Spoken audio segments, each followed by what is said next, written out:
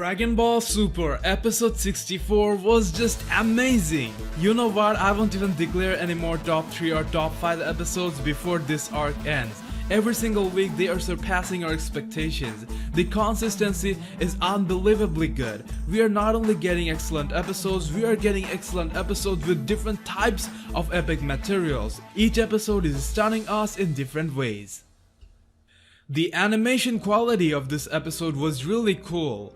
I think it is one of the finest edited episodes of the arc till now. There were some inconsistencies or scenes that might bother you a bit, but those factors were highly overshadowed by some of the intense and amazing scenes we got. Like the fusion of Zamasu and Black, or Black's clone army. First, let's take a look at the top 3 WTF of this episode. Number 3. Black's mysterious power. We know Vegeta immensely powered up after returning from the past.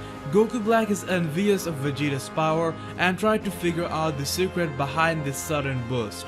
Black figured it must be due to rage or anger Vegeta was able to surpass him so easily. Even though he considers the method as some dirty mortal technique, he uses it to his advantage and ends up developing his Keyblade into a mysterious Grim Reaper's scythe. He developed powers which were even mysterious to him and remained so even for the audience. The scythe created something that looked like a portal from one universe or timeline to another, but we don't know for sure what it exactly was and how it worked. Though we came to know about its functionality to some extent, as it cuts to the next scene, we see smoke swarming into clones of Goku Black. Seeing the last episode preview, most fans thought it could be something like Kid Goku, Tien, and others used to use in Dragon Ball days. But this one is quite different. No matter how many clones Goku and Vegeta kept destroying, they started reforming in even greater numbers. It seemed there were no ways out of it, and they didn't actually find a way out of it. But due to what Trunks did to Zamasu, Black had to leave, resulting in the clones and that portal looking thing disappearing.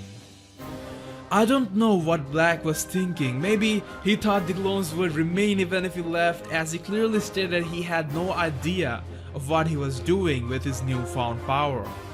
But either ways, going back to Zamasu would still be the priority from his side. I want to mention one thing though. Here Black actually tried to mimic the Saiyan Rage to unlock even more power, as he is using the body of a Saiyan.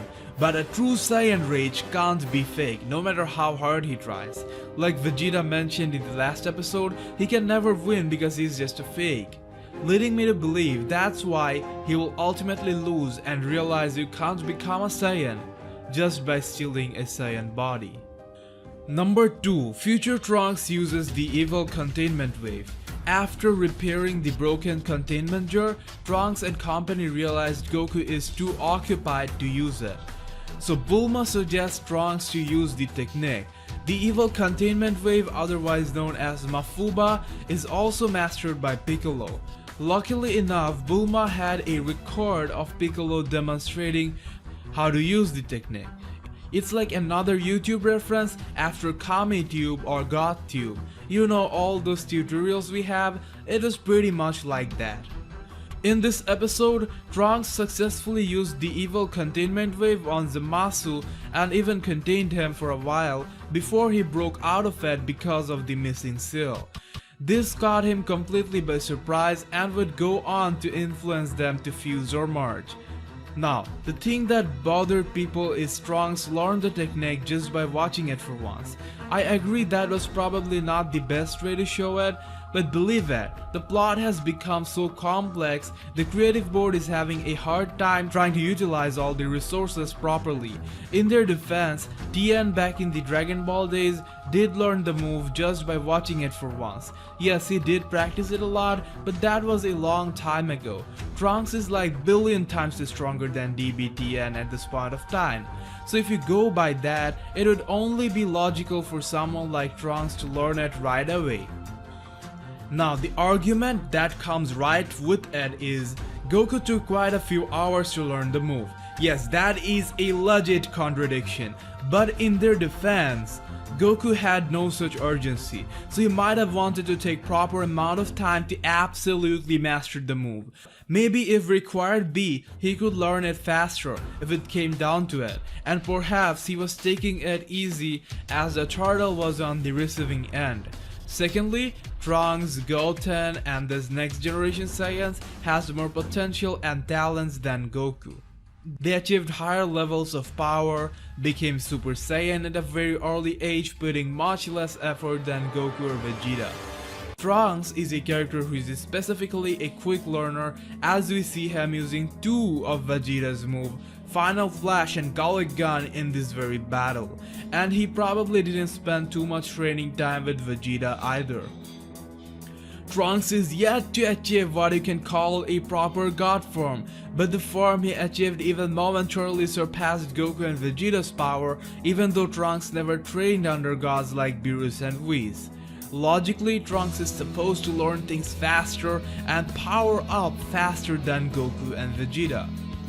Thirdly, the most important point, Trunks was in a raged mode, and for him, everything was on the line.